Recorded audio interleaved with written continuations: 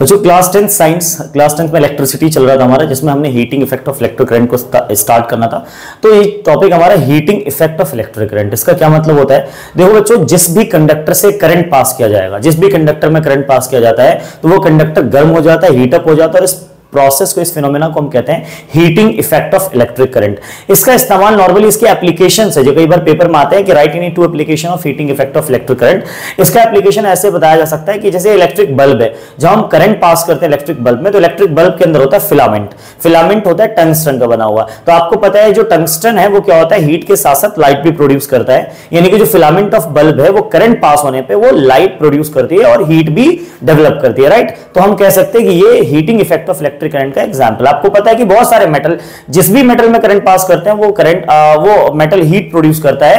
और आपको अच्छी तरह से पता है कि कुछ मेटल ऐसे हैं जो हीट ज्यादा डेवलप करेंगे, कुछ मेटल है जो हीट कम डेवलप करेंगे। वो मेटल जो हीट ज्यादा डेवलप करते हैं उसका इस्तेमाल हम अपने डेली लाइफ में कर लेते हैं, जैसे हमने टंगस्टन का इस्तेमाल कर लिया। जैसे नाइक्रोम का इस्तेमाल नॉर्मली हीटर में होता है, या नाइक्रोम का इस्तेमाल कई बार इलेक्ट्रिक आयरन में भी किया जाता है। तो ये नाइक्रोम क्या है? नाइक्रोम एक एलिमेंट इलेक्ट्रिक आयरन का, जिसमें करंट जब पास किया जाता है तो वो गर्म हो जाता है और उसका हम यूज करते हैं। और ये heating effect of electric current की वजह से इसके अंदर क्या आता है, हीट अप हो जाता है, ये गर्म हो जाता है। क्लियर है? तो ये एप्लीकेशंस है, बहुत सारे एप्लीकेशंस है, ऐसे इलेक्ट्रिक हीटर है, गीजर है, ठीक है, उसके बाद जो है टोस्टर है, इन सब में heating effect of electric current का क्या होता है, यूज करके हीट डेवलप की जाती है। और अब ये इसकी डेफिनेशन अगर लिखना हो आपको तो आप लिख सकते हो heating effect of electric current का, कि when current is pass through a conductor then it gets heated and this phenomenon is called heating effect of electric current. इसके एप्लीकेशन दो, आप पहला लिख लेना इलेक्ट्रिक बल्ब, दूसरा हो जाएगा इलेक्ट्रिक आयरन। इलेक्ट्रिक बल्ब में आप ये लिख सकते हो कि व्हेन करंट इज पास्ड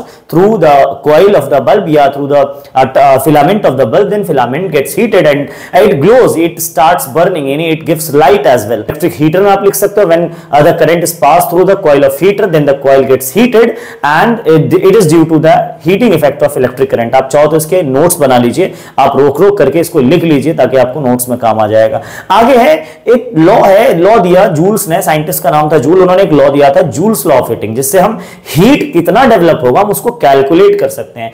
और जूल्स लॉ ऑफ हीटिंग में क्या बोला गया, क्या बताया गया, वो मैं आपको बताता हूं। तो हम लोग अब जो है नेक्स्ट हमारा है जूल्स लॉ ऑफ हीटिंग। इसमें जूल ने कहा था कि अगर किसी कंडक्टर में जो हीट डेवलप होगा वो हीट डायरेक्टली प्रोपोर्शनल होता है स्क्वायर ऑफ करंट के, ये हीट डायरेक्टली प्रोपोर्शनल होता है रेसिस्टेंस के, एंड हीट डायरेक्टली प्रोपोर्शनल होता है टाइम के। तो चाहे तो देखें तो इससे एक फॉर्मूला मिला सर हमें, heat is equal to I square R T. Directly proportional of current का क्या मतलब है, करंट की अगर जरा भी वैल्यू बढ़ाओगे तो हीट बहुत ज्यादा डेवलप होगा, स्क्वायर है ना, इसीलिए। अगर सिर्फ आई होता, आई स्क्वायर नहीं होता, तो ये होता कि सर अगर आई डबल करोगे तो हीट भी डबल डेवलप होगा। ऐसा नहीं, यहाँ पे अगर ही आई स्क्वायर है तो स्क्वायर की वजह से अगर आई डबल होता है तो हीट सीधा 4 टाइम्स इंक्रीज कर जाता है। तो ऐसी एच और आर में रिलेशन, ऐसी एच और टी में रिलेशन है। तो एक फॉर्मूला बना H is equal to I square R T. अब आप देखो यहां से हम ओम्स लॉ यूज कर सकते हैं, आई की जगह पर हम चाहे तो वी अपॉन आर लिख सकते हैं। तो आई की जगह वैसे वी अपॉन आर लिखेंगे बच्चों। ये फॉर्मूला क्या हो जाएगा, ये फॉर्मूला हो जाएगा H is equal to V upon R करेंगे तो V square upon R square into में आर इंटू टी। चूंकि आई पे स्क्वायर है तो वी और आर दोनों पे स्क्वायर करना पड़ेगा, एक स्क्वायर से एक आर कैंसिल,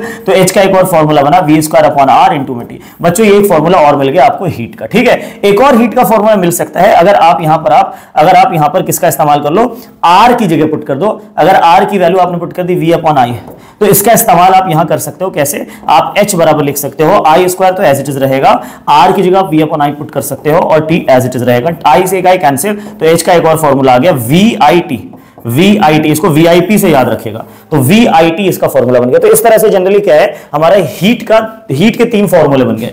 अब जो है हीट का एक और फॉर्मूला आप याद रखिए होता है पावर इनटू में टाइम, पीटी याद रखना। हीट का फॉर्मूला एक और क्या होता है, पीटी होता है। अगर आपके पास पावर गिवन है क्वेश्चन में और टाइम गिवन है तो आप आराम से हीट डेवलप निकाल सकते हैं, ठीक है। अच्छा, अब सर यूनिट्स की बात कर लेते हैं, जो हीट डेवलप हो रही है सर उसकी यूनिट। तो अगर हम यूनिट्स की बात करें तो एसआई यूनिट जो एनर्जी की है वो क्या है, एसआई यूनिट जो है वो है जूल। एसआई यूनिट क्या है बच्चों, जूल है। तो एसआई यूनिट तो आ गई सर जूल। क्लियर इतनी बात? अच्छा जी, ओके। अच्छा, उसके एक कमर्शियल एनर्जी कमर्शियल यूनिट होती है, एनर्जी की एक कमर्शियल यूनिट होती है बच्चों, और ये होती है kilowatt hour, kilowatt hour. Clear इतने बच्चों, किलोवाट आवर, इसी को हम kWh भी कहते हैं, इसी को शॉर्ट में kWh, या इसी को यूनिट भी कहा जाता है, घरेलू लैंग्वेज में इसको यूनिट भी कहते हैं। 2 यूनिट 3 यूनिट, जो बिजली का जो बिल आता है वो यूनिट में आता है, नॉर्मली किलोवाट आवर में आता है, कमर्शियल यूनिट। और अगर हम कहें कि 1 किलोवाट आवर में कितना जूल होता है, 1 किलोवाट आवर में 3.6 इंटू 10 की पावर 6 जूल होता है। बच्चों आपने 9th क्लास में भी पढ़ा होगा, 3.6 into 10 raise to the power 6 joule. आप किलो को हटाएंगे तो 1000 आएगा, वॉट ऐसे ही रहेगा, और आर को सेकंड में कन्वर्ट करेंगे तो 3600, जब इनका मल्टीप्लाई करोगे तो ये नंबर आते हैं। इस तरह से आप जो है 1 kilowatt hour is equal to 3.6 into 10 power 6 joule बता सकते हो। तो सिर्फ this was all about the heating effect of electric current and joule's law of heating. इसका न्यूमेरिकल हम अगली क्लास में देखेंगे, क्योंकि अगले चैप्टर में, अगली क्लास में हमारा जो चैप्टर है वो एंड हो जाएगा पावर, और पावर बहुत छोटा सा टॉपिक है, तो साथ में कुछ क्वेश्चंस भी कर लेंगे। तो बने रहिएगा वीडियो में, और इसको शुरू से स्टार्टिंग से बिल्कुल पढ़ लीजिएगा। 1 शॉट भी डाल दूंगा, तो 1 शॉट में भी आप बहुत ही शॉर्ट में पढ़ सकते हो। तो मिलते हैं अगली क्लास में, थैंक यू।